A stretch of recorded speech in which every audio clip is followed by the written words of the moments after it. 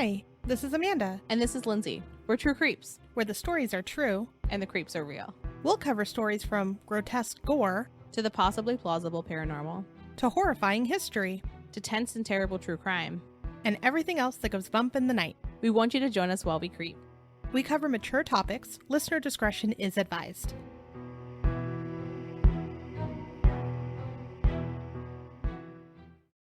Welcome back to our second episode this week.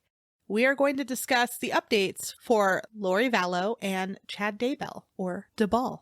We're in a silly, goofy mood tonight. Right when we started talking about Chad Daybell and his stupid face, we were like... He had a lot of hearings, and we had to look at his face a lot this month. Yeah. And it's hard to look at his frog face that long. What do you want? I'm just going to say, for a good minute, I, stared at him to see if he moved, because I was like, is this a still?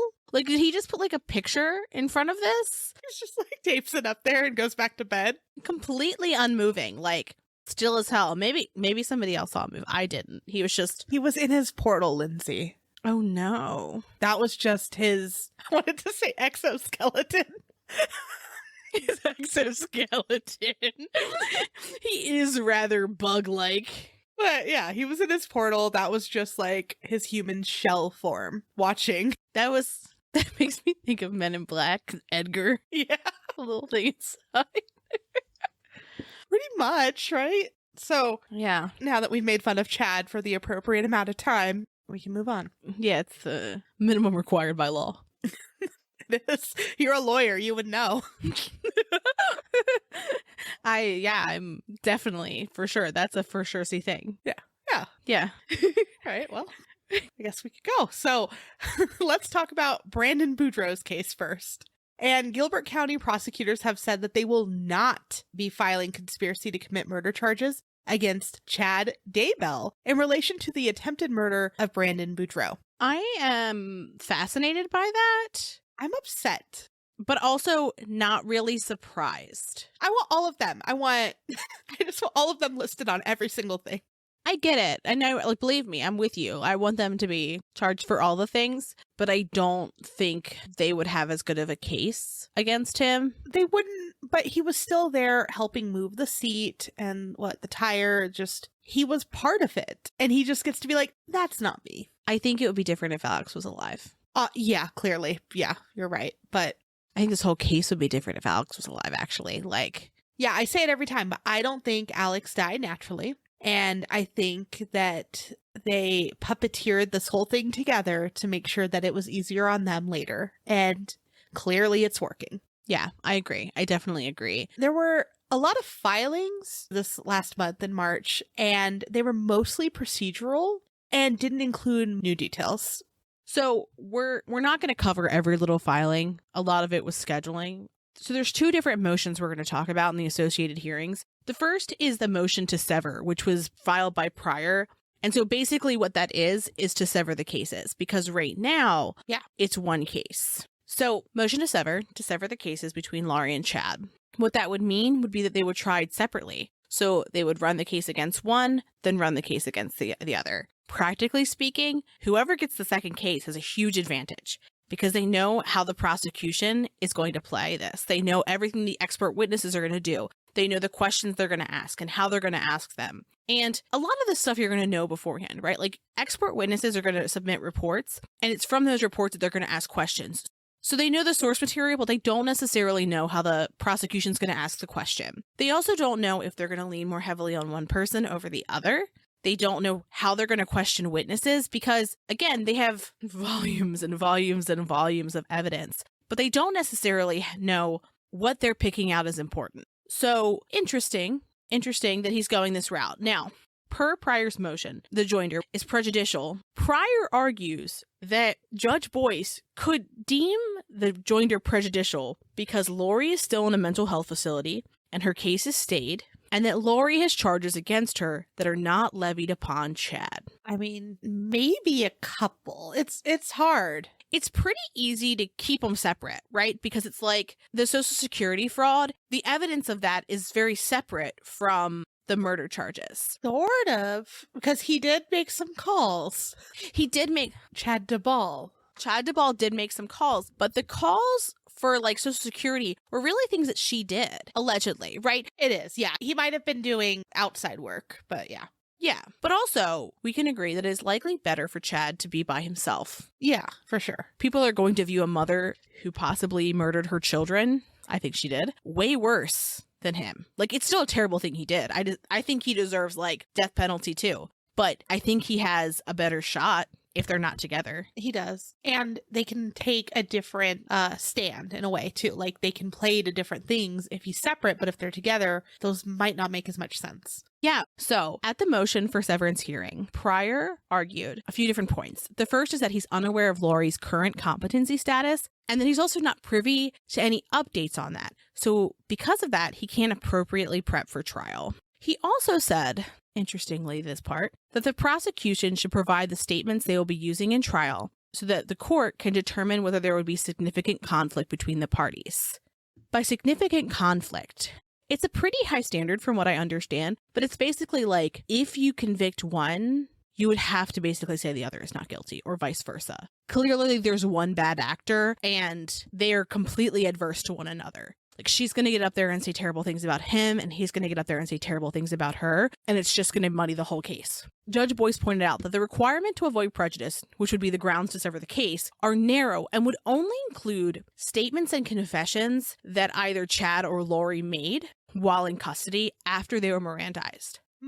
And so they would have to be statements that were prejudicial to the other party too. So it's not just things they said, it's things they said that would be adverse to the other party. So if Laurie said something about Chad and vice versa. So Lindsay Blake for the state noted that they aren't aware of any such statements, and we aren't either, right? Like, we've seen so many details about this case. We've never seen anything about Laurie or Chad talking to law enforcement after they were arrested, correct? That's true. Like, answering questions, saying she did this or he did that. Not after being arrested, no. Yeah. So Blake goes on to say that there's not any statements, but if there's something that you're thinking of that you want us to provide, let us know. And so when you're looking at a case and you're looking at all of the procedural soup that gets you to the trial, there are different issues that are going to arise. And the burden of proof in those situations or the burden of doing some legwork varies based on what it is. So for this particular issue, it would be on the state to provide those statements to the court so that the court could make a determination as to whether the joinder is prejudicial. So Pryor's basically says, that's your responsibility to do. I'm not going to do it for you. And Blake's like, but I don't have any. And I'm just trying to tell you I don't have any, but I'm willing to work with you if there's something that you've seen in the evidence that you think that we should have been providing. Right. And so in this motion to sever, this is not just going to affect Chad, right? It's also going to affect Laurie. And so Blake asked the court to wait on their decision whether the case should be severed until Laurie's counsel can file motions in support or opposition. Alternatively, if a decision was rendered, Blake asked if it could be without prejudice so that additional motions could be filed by Laurie or Chad if there's additional information gleaned. And just as a note, because of Laurie's competency, her case is stayed, which means nothing at all can be filed. If it's outside of her competency and making sure things are sealed or hearings or those kinds of things, that's all that's happening. So Blake also noted that the trial is scheduled for 10 weeks. And if the cases were to be split, it would result in a 20-week stint of trials that had substantially the same witnesses, evidences, and expert witnesses. Plus, the cost of doing that. The significant cost, yeah. Significant cost. I mean, like 20 weeks, that's 5 months. That's a long time. So Blake also said there's no precedent that shows that stating that a delay in a co-defendant's case has been grounds alone for a severance. And Pryor tried to rebut saying it's not a delay, it's uncertainty of timing. Because he's basically like, I can't prepare for my case if I don't know when her stay is going to be lifted. And because I don't know when her stay is going to be lifted, I don't know if this case is going to be severed. So how could I prepare for a possible trial beginning in January if she's not even going to be out by then? And what Blake said time and time again was basically, we don't know the future and we can't make decisions now based on possible events. We have to cross those bridges when we get there. So Judge Boyce denied Chad's motion to sever the cases. So at this point, they're going to remain together. Yes, which I'm happy for a number of reasons. So when asked, Kay Woodcock said that she is relieved that Judge Boyce ordered that the cases not be severed. It's going to be incredibly painful for her. So I am sure she is glad to not have to live through that twice. Could you imagine having to spend 20 weeks of your life? No. Because she's going to be in that courtroom. Yeah. It was their boy and Tylee. Like they want to make sure they get justice. Yeah, and her brother, ultimately. Like that, he's not going to be playing a role in these hearings, but it still, plays into what happened. Yeah, exactly. So the other motion that I wanted to talk about was the motion to dismiss the grand jury indictment. The grand jury, when they vote, they have ballots, and their names aren't on them. They're numbered, because you're not just going to be like, here's the grand jury's name. And so what Pryor received was these ballots that were numbered. And so, from what I understood, the egregious thing that the prosecution did, other than not having a quote-unquote impartial grand jury, was that they didn't provide the name list that went along with the numbers. And Blake said, well, the grand jury ballots are numbered to protect grand jurors, and that they're highly secretive, and that they can't provide those names without a court order. So accordingly, Judge Boyce then ordered the state to supply those names. Judge Boyce did not rule on the motion to dismiss because he's waiting for documentation from the state. And they set out a timeline for them to do that, and then time for the defense to respond. On Laurie's side, there really isn't much going on other than the fact that she's still not competent to stand trial. There were sealed filings and closed hearings, which leads us to think that the facility's report that was submitted recently showed that Laurie was still not competent. Yeah. I've seen a lot of people talking online too, like, oh, well, they don't want this because they're getting ready to move her. And there's so many different rumors circulating. No one actually knows at this moment. Our guess is that she's not competent, but it is not out there in the world. Yeah, it's so bizarre for there to be so little now. Right? Now we're like, something happened. Tell us the answer. Yeah, we're used to like an even flow of water, and we're like, someone stopped this up. We're used to Mark Means tweeting it out 5 seconds later. So let us know what you're thinking about the case. As always, we're only going to release updates if there actually is something. So yeah, we'll see how it goes. Maybe she will be competent. We'll let you know. Yeah. And if you haven't already listened to our True Crime Digest, it was our 12th one. And that also came out today. So make sure to go back to that. Yeah. And with that, have a good weekend. Thanks for creeping with us. Thanks for listening. For more information on our sources, please visit our website, truecreeps.com. If you'd like to follow us on social media, you can follow us on Instagram at TrueCreepsPod, on Facebook at facebook.com/TrueCreepsPod, and on Twitter at TrueCreeps. We'd love for you to keep creeping with us. So if you like this episode, please subscribe, rate, review, and share the show with your fellow creeps.